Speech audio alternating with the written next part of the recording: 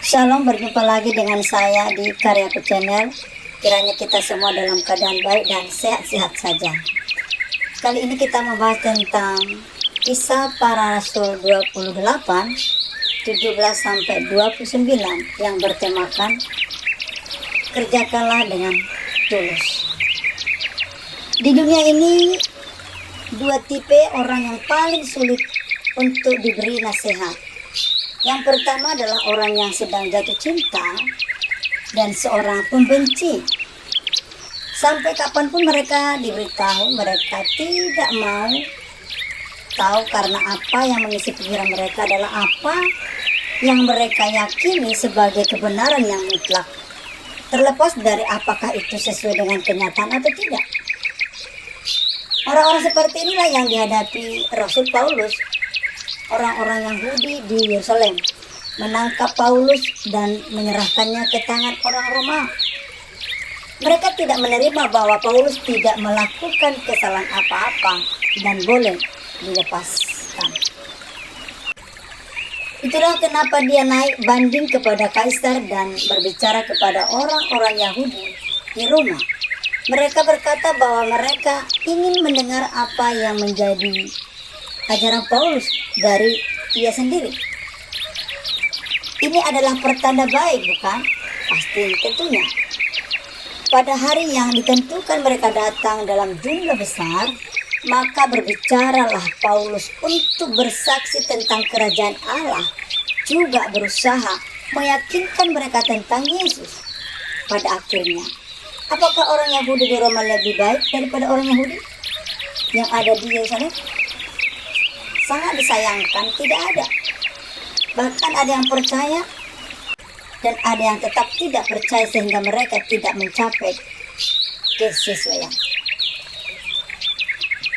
Hal yang terlihat dalam pembacaan ini adalah Paulus selalu berupaya untuk bertemu dengan orang-orang Yahudi, yakni kelompok yang telah menuduh, menolak, bahkan merencanakan pembunuhan terhadap dia. Ia tidak berusaha memenangkan simpati dari mereka, tetapi ia ingin mempertahankan kebenaran. Ini prinsip. Dari kisah Paulus ini kita disadarkan bahwa respon percaya atau tidak percaya akan selalu ada dalam pemberitaan firman Allah. Tugas kita adalah terus mengajarkan pemberitaan dengan hati yang tulus. Bukalah komunikasi dengan siapa saja. Jalinlah persekutuan dengan mereka yang mau mendengar. Dunia ini, orang-orang yang tidak mau mengerti dan tidak dapat memahami akan selalu ada. Namun, marilah kita menjadi orang-orang yang senantiasa berbicara dan bersaksi dengan tulus. Saudaraku yang terkasih di dalam Tuhan, mari kita belajar dari kehidupan Rasul Paulus yang memiliki prinsip yang kokoh di dalam pengetahuan bahkan kesederhanaannya. Dia tidak mudah goyah setelah dia mengerti tentang kebenaran dan berjumpa secara pribadi kepada Tuhan. Begitu sungguh keyakinannya, keteguhannya, bahkan semangat hidupnya sangat berkobar-kobar untuk memberitakan kabar kebenaran ini. Tidak banyak seperti Rasul Paulus pada zaman-zaman ini. Tetapi mari kita mengembalikan hakikat sebagai hamba Tuhan yang begitu benar-benar tulus dalam pelayanan. Mengerjakan pekerjaannya dengan tulus. Dan ketika diperhadapkan dengan kesulitan, Paulus dapat menyelesaikan. Mari kita saudara belajar dari kehidupan Rasul Paulus. Ya, karena bagaimanapun dia adalah manusia biasa. Tetapi karena kesungguhan, keguguhan, keteguhan hatinya, semangat hidupnya,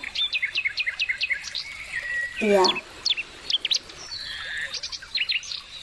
berkemenangan dalam setiap persoalan.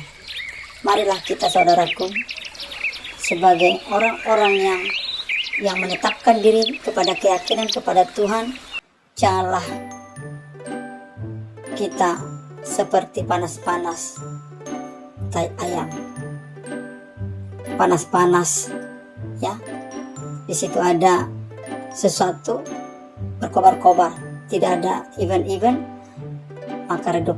Tidak, saudaraku. Marilah kita dengan potensi kemampuan yang Tuhan berikan kepada kita, marilah kita dengan semangat, dengan penuh ketulusan untuk melakukan sekecil apapun pekerjaan yang Tuhan percayakan bagi kita.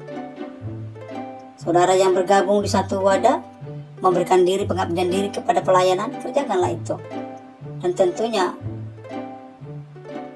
akan ada pembelaan dan kesejahteraan dari wadah di mana kita mengabdikan diri. Tentu kesejahteraan kita pun akan dipikirkan, dan kita juga punya hikmat untuk mensejahterakan kehidupan kita.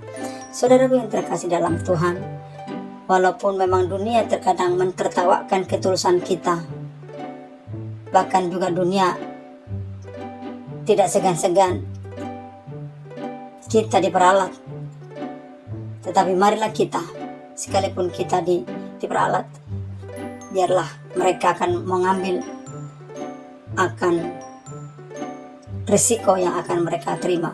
Yang pasti kita sebagai hamba Tuhan, pelayan Tuhan, kerjakanlah dengan ketulusan.